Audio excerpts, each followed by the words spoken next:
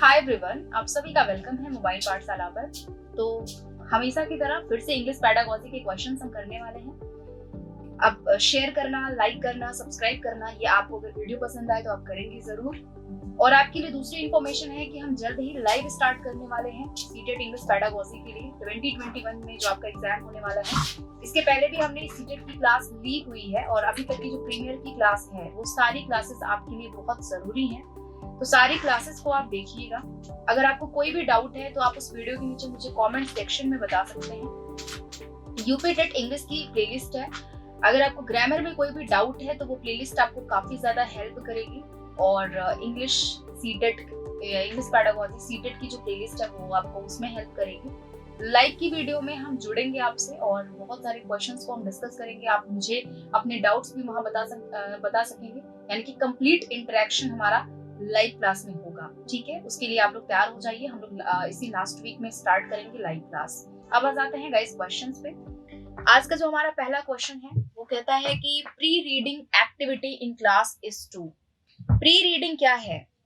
Class में जब हम प्री रीडिंग करते हैं, यानी कि पढ़ाने से पहले हम कुछ बच्चों को उसी संदर्भ में बताते हैं, तो उसी को प्री रीडिंग कहते हैं। और ये जो है ये हम क्यों करते हैं, इस अप्रोच के पीछे हमारा क्या मोटिव होता है? पहला यहाँ पर जो ऑप्शन है वो कह रहा है कि connect learners previous knowledge with what she learns in that reading text.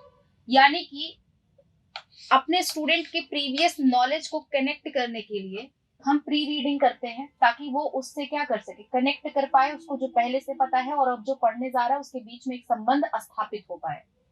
Second कहता है connect learners with one another. अब बच्चों को एक दूसरे से यहाँ पर संबंध बनाने को कह रहा है कि बच्चे क्लास में एक दूसरे से संबंध बना पाए, जो कि यहाँ पर बिल्कुल भी रिलेट नहीं कर पा रहा है क्वेश्चन से। थर्ड कहता है enable learners to know about the story which they would read ahead. Enable उनको करना, उन लर्नर्स को करना, to know about the story, उस स्टोरी के बारे में जो उन्होंने बहुत पहले पढ़ लिया है। All of the above D कहता है। तो भाई इसमें से एक दो ऑप्शन ऐसा है जो कंप्लीट रिलेट नहीं कर पा रहा है, तो हमारा जो ऑप्शन सही जाएगा वो पहला जाएगा। यहाँ पर पहला ऑप्शन कहता है कि उनके प्रीवियस नॉलेज को कनेक्ट करने के लिए, ताकि वो जो पढ़ने जा रहे हैं और जो उन्होंने पहले उसके बारे में पता है, उस चीज के बारे में, उसको हम उसमें क्या कर पाए, उसमें रिलेशन एक बना पाए। इसके लिए हम बच्चों को क्या करते हैं, प्री रीडिंग करवाते हैं। ठीक है, नेक्स्ट आ जाते हैं।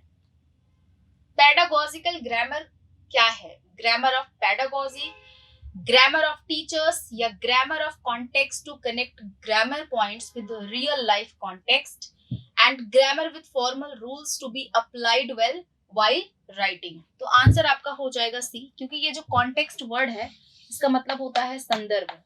और जब भी हम किसी चीज को संदर्भ से रिलेट करके बताते हैं, यानी कि संदर्भ से ही हम आगे का ज्ञान देते हैं, तो वो हमारा हमेशा सही जाता है। और शिक्षा शास्त्र जो ग्रामर का शिक्षा शास्त्र है, उसका मतलब होता है कि आप कॉन्टेक्स्ट से रिलेट करके बच्चे को आगे का ज्ञान दे। तो आंसर क्या हो जाएगा? सी हो जाएगा आपका। ठीक है, कोई भी परेशानी, कोई भी आपको डाउट है, आप मुझे कमेंट सेक्शन में बताएंगे जरूर। ठीक है, What are those words known as? ये सारे वर्ड्स को हम क्या बोलेंगे? जो यहाँ पर आप देख सकते हैं कि दिया हुआ है the, of, and, are, to, ये सारे वर्ड्स कैसे वर्ड्स हैं?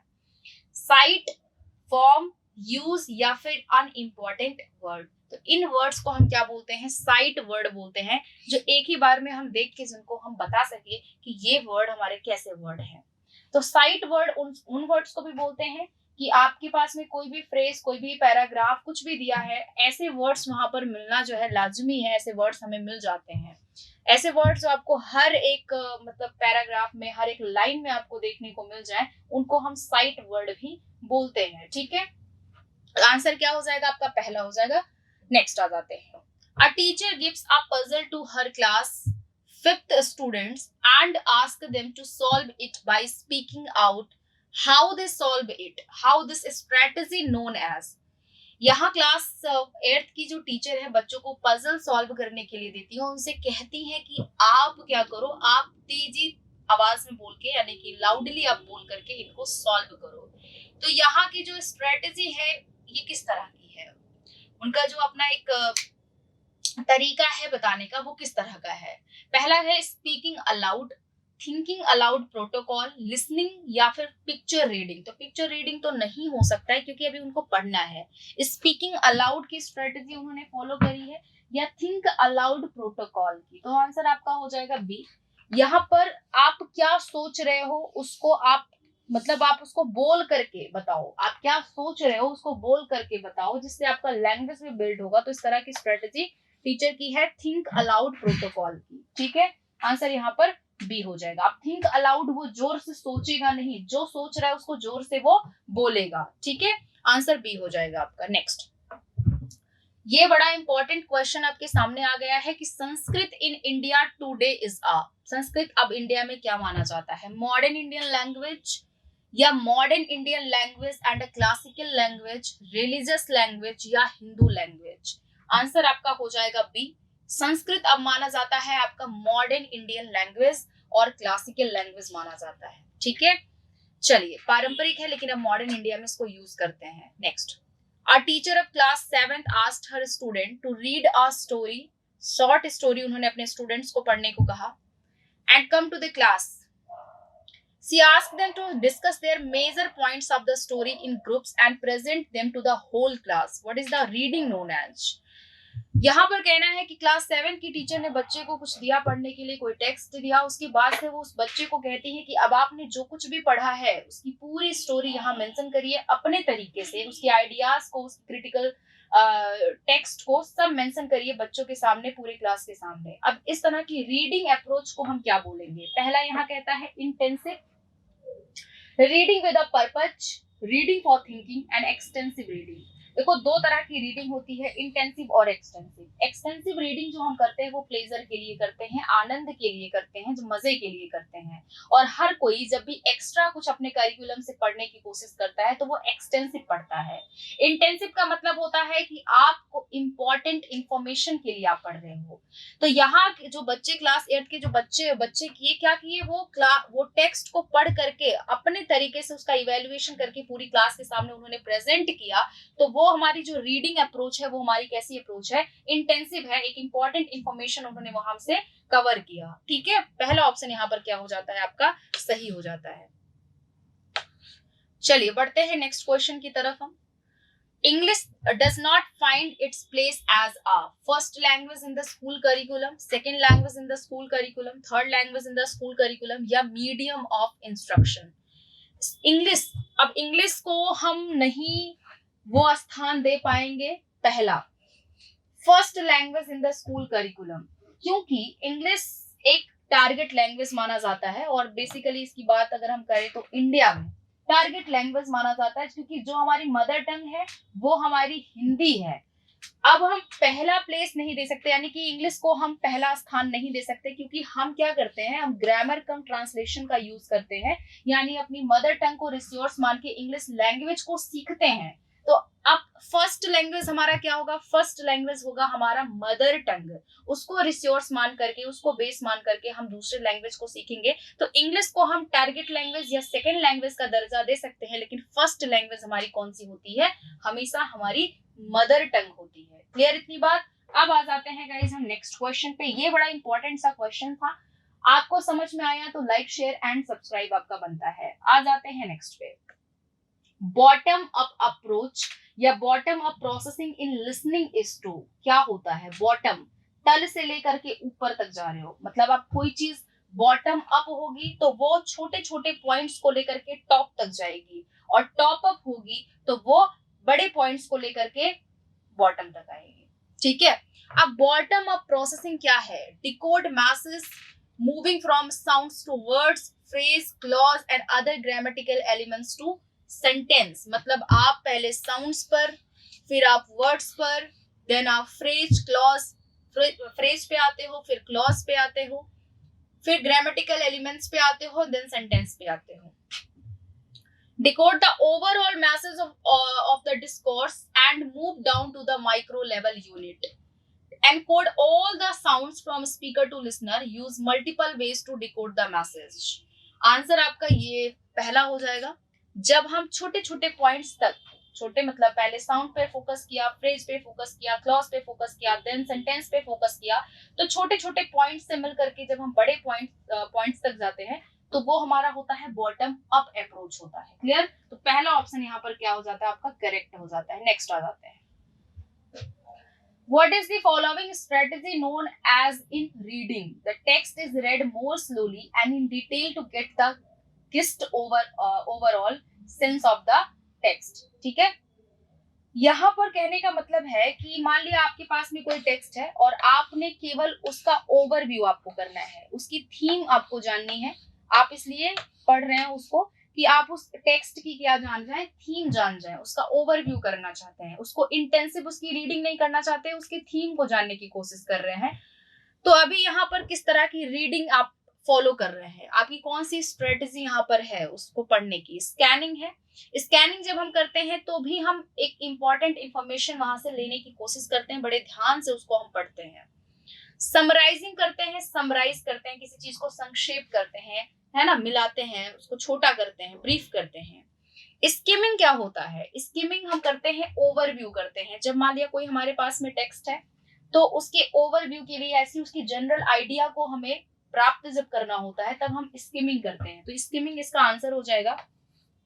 स्कैप फोल्डिंग क्या होता है? स्कैप फोल्डिंग, मान लिया आप कोई चीज पढ़ रहे हो तो आपको बार बार अगर किसी वर्ड को लेकर के हिंट दिया जाए कि इसका ये वर्ड है, अब इससे रिलेट करके आप अनदर सेंस को आप इससे बिल्ड करें, इस वर्ड से आप दूसरे सेंटेंस को बनाए, फॉर्म करें, तो वो आपका स्कैप फोल्डिंग होता है। ठीक है, चलिए आ जाते हैं आपकी नेक्स्ट क्वेश्चन पे।